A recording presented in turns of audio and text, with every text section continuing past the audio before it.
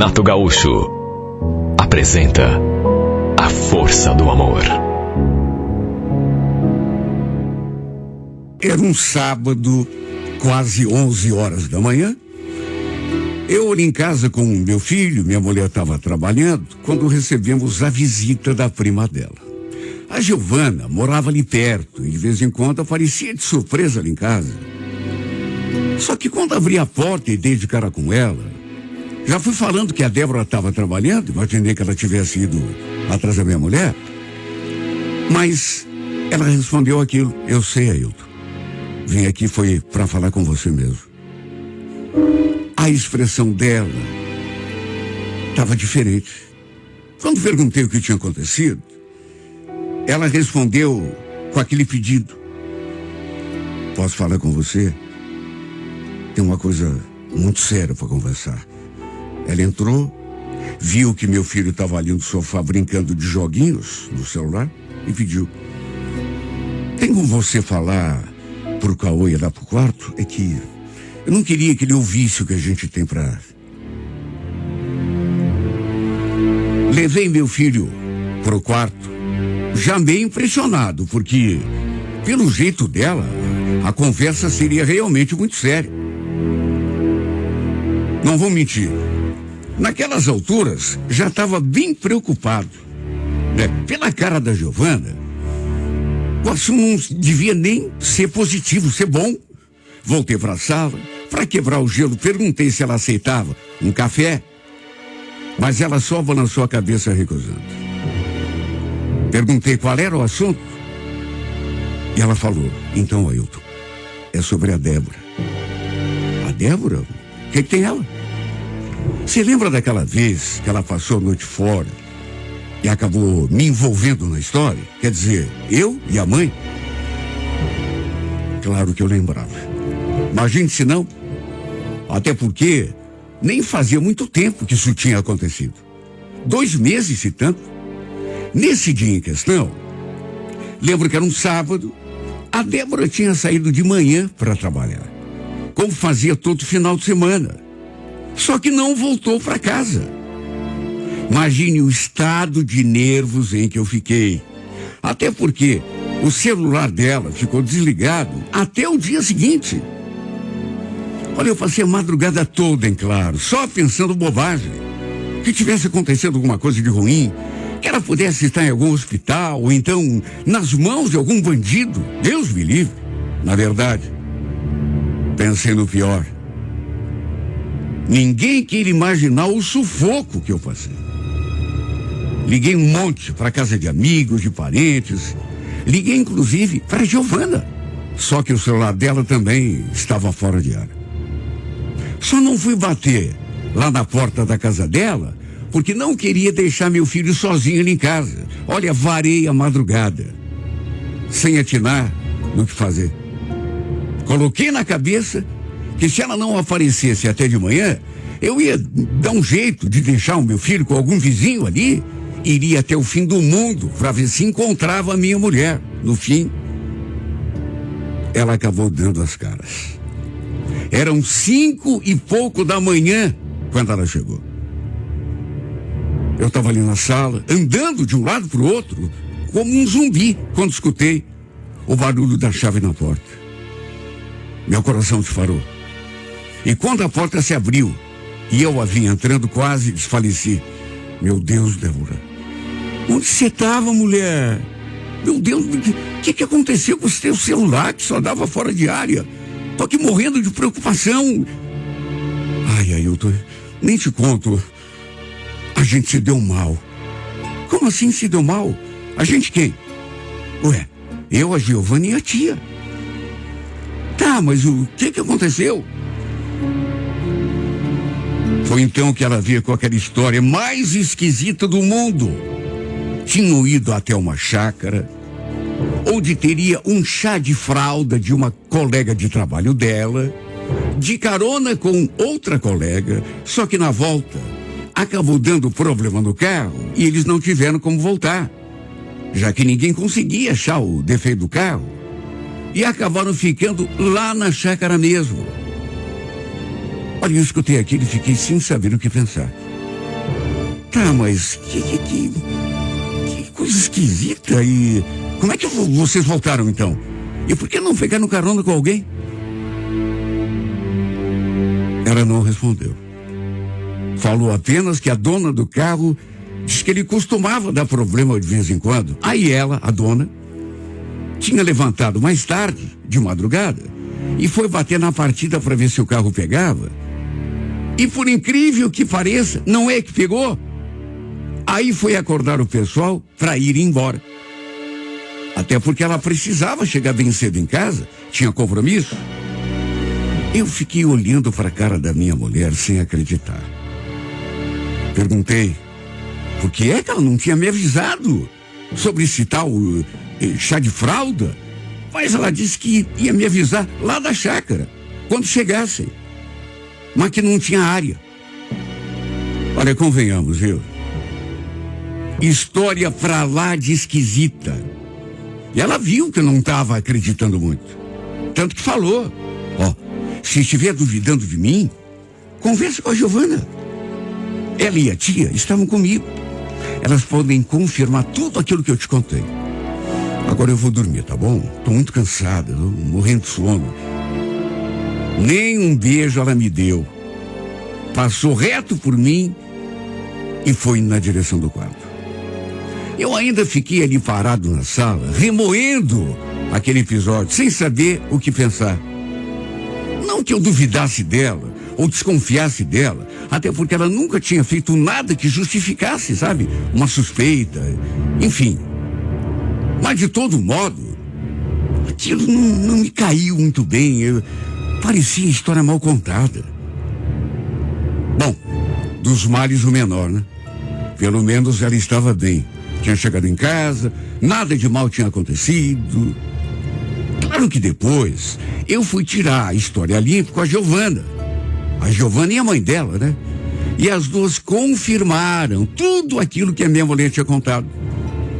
Só não entraram muito em detalhes, apenas confirmaram assim, sabe, de um modo bem sutil. Aliás, não sei, eu ouvi aquilo, a confirmação, e deixei pra lá, mas sabe como você fica com aquela dúvida? Enfim, o importante é que tinham confirmado a história que a Débora tinha me contado. De modo que fiquei mais tranquilo. Já estava pensando até que ela pudesse ter mentido para mim, né? Fiquei mais aliviado.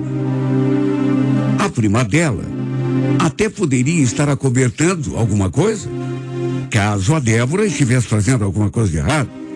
Mas a tia, com certeza, jamais ia fazer isso. Enfim, coloquei até uma pedra em cima daquilo. Isso tinha acontecido, digamos assim, que quase 2 meses atrás. 2 meses, uns 50 dias, no mínimo. E eu nem pensava mais nesse acontecimento. Até que a Giovana apareceu ali em casa, dizendo que precisava conversar comigo e que o assunto era justamente aquele. Começou daquele jeito, perguntando se eu lembrava daquele episódio. Falei que sim, claro. Mas por que você está perguntando isso? Por quê? Porque era tudo mentira. Eu e a mãe, a gente não estava com ela aquele dia, coisa nenhuma.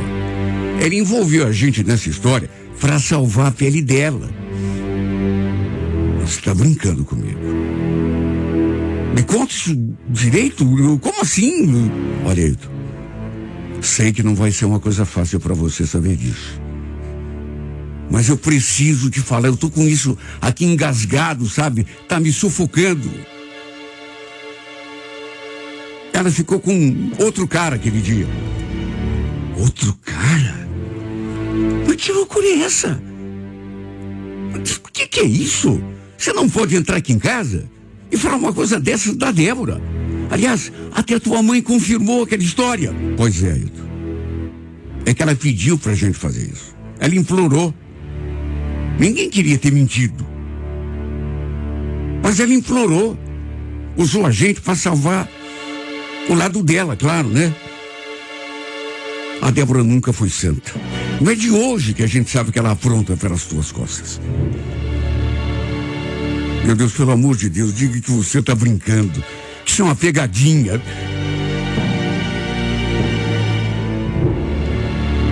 Claro que naquelas alturas eu já tinha sentido que não tinha pegadinha nenhuma. Meu Deus, só podia ser um pesadelo. Sabe quando você olha para a pessoa e não consegue acreditar? Devia haver algum engano naquilo, porque não podia ser verdade. Segundo ela, minha mulher não havia estado em chácara coisa nenhuma, muito menos em chá de fralda de amiga do trabalho. Ela estava, na verdade, com outro homem. Nem trabalhar ela tinha ido trabalhar naquele sábado. Os dois tinham ido à praia, ela e o amante. A única verdade da história que a Débora tinha me contado era que tinha dado problema no carro, sem contar que também ficaram parados na estrada há bastante tempo, por conta de um acidente. Por isso chegaram naquele horário, de manhãzinha. Eu fiquei olhando para a cara dessa menina, sem saber o que pensar. Perguntei: quem me garante que você não está inventando isso? Ela deu um sorrisinho assim de ironia. E antes que eu acrescentasse alguma coisa, balançou a cabeça. Eu insisti: por que você veio me contar essa história só agora? Naquela hora, aconteceu uma coisa bem esquisita. Ela abaixou a cabeça em vez de responder.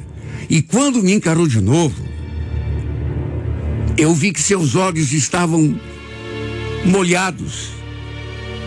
Ela estava querendo chorar. Era nítido.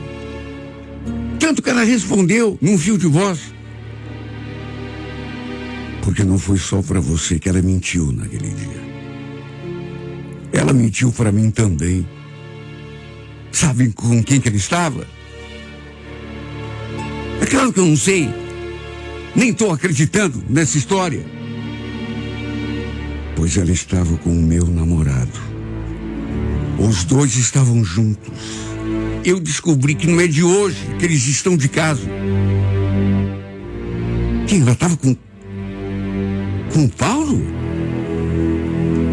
Ela então me contou que tinha visto no celular dele um monte de conversas entre os dois. Ele e a Débora. Que tinha também fotos dos dois juntos lá na praia. E a data correspondia exatamente àquele sábado em que ela tinha dormido fora.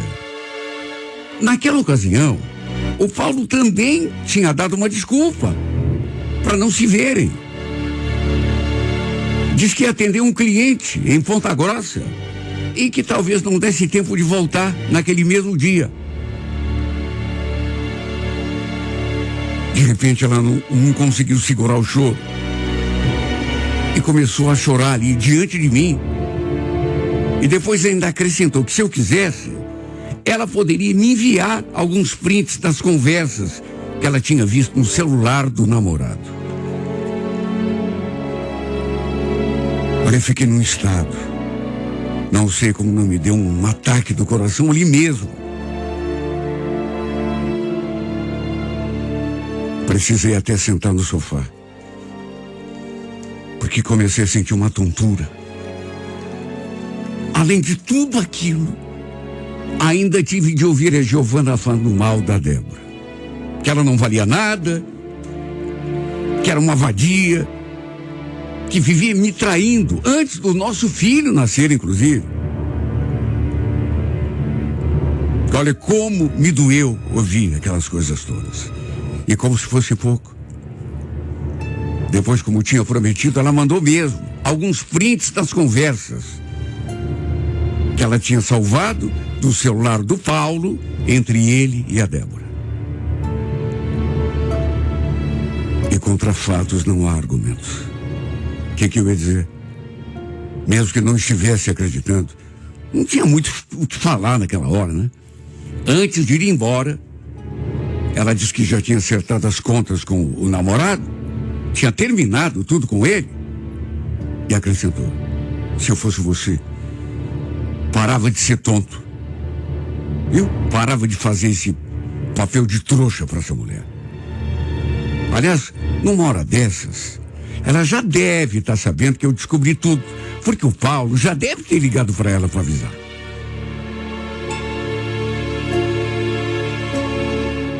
Ela jogou aquela bomba sobre mim e depois saiu pela porta, me deixando ali devastado.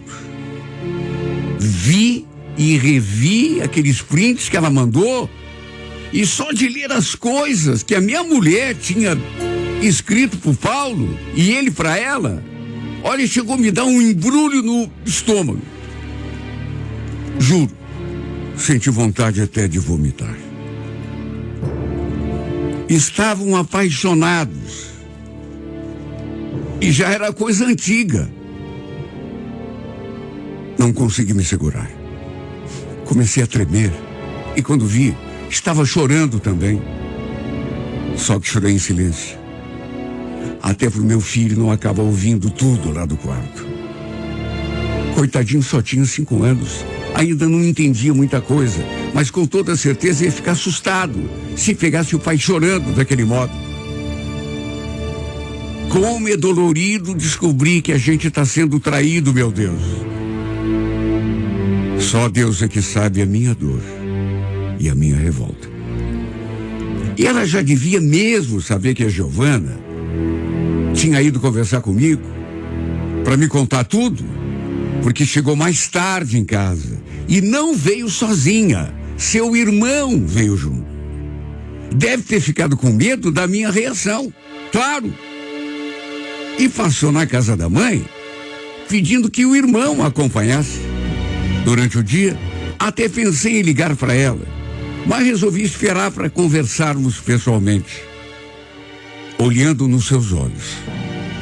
Só que não teve nem conversa, até porque ela não quis conversar. Só perguntou se a sua prima havia estado ali em casa, conversado comigo, e eu confirmei. Depois falei que a gente precisava conversar, e foi então que ela disse aquilo. Se você já sabe de tudo, Hilton, então a gente não tem mais o que conversar. Na verdade, eu só vim pegar umas coisas minhas aí que eu vou precisar.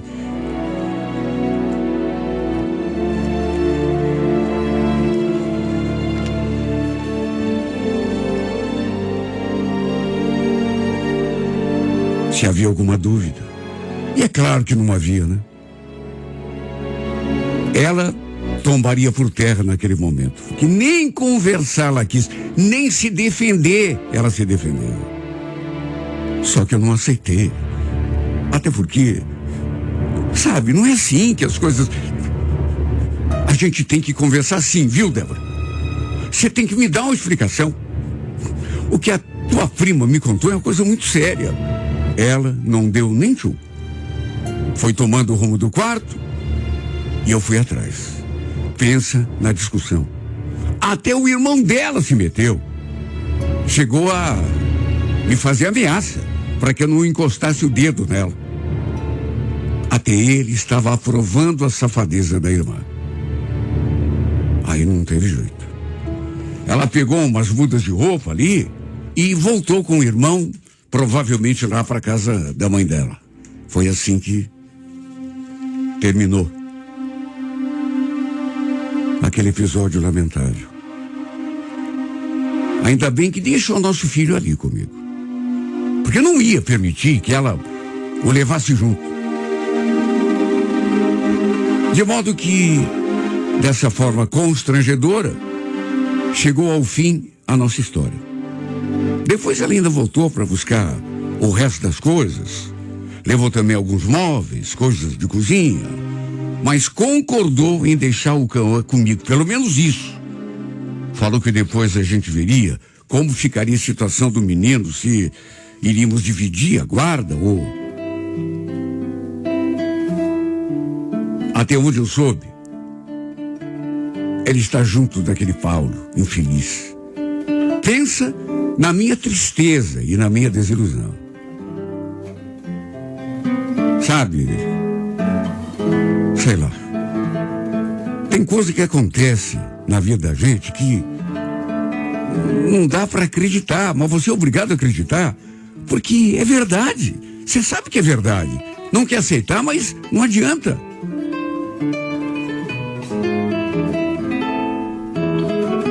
Olha, hoje eu posso te dizer que sou um caco de gente. E não sou eu que fiquei arrasado, mas a Giovana também. Porque nós dois perdemos, né? Somos dois enganados, dois traídos, dois abandonados. Eu e ela. Como pode, meu Deus, a vida ser tão injusta?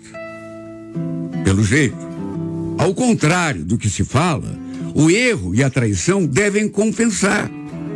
Porque os dois safados estão lá, felizes da vida, apaixonados, como eu li naqueles prints, depois de terem nos traído, mentido para nós. Enquanto nós, que éramos fiéis, que levamos o relacionamento sem mentira, sem traição, estamos aqui penando, chorando, sofrendo, comendo o pão que o diabo amassou.